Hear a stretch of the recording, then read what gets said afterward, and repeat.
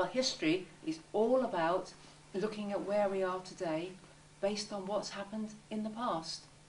It's an excellent subject to study because you're always looking at what has made people make the decisions that they have and how those decisions have actually impacted on what we're doing today and where indeed we may be going in the future.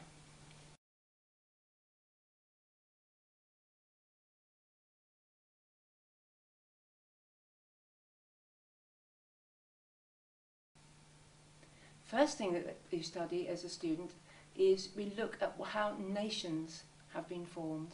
We look at the countries such as Germany and Italy, and we ask ourselves the question, why did those two great big countries come into existence? How did they change from being lots of little different small states into being one country with their own identities? And then we look at the challenges that that has presented to those different countries. We then go on to study the impact of war on society. So we look at the battles that have taken place, and then we look at the impact of those battles on society and how it's impacted on us all, even to this day.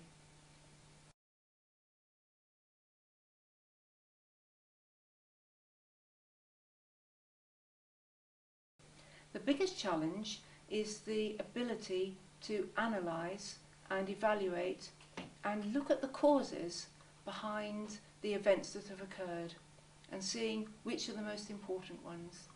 So you need to have an analytical mind. You also need to be a very, very enthusiastic reader because the story of history is so wide and it's so vast that you have to enjoy looking at all the different interpretations that have been made of history.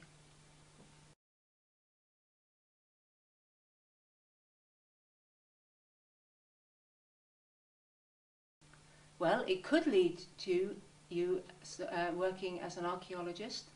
It could lead to you working in the media.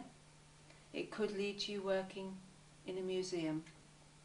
However, if you don't go down the natural history path, you could well end up as a teacher. You could end up working in business or in journalism or in local government or law. Whatever you choose, your background in history is going to be a huge advantage because the skills you've developed and the academic power that you've put into it is going to be very, very attractive to both universities and employers alike.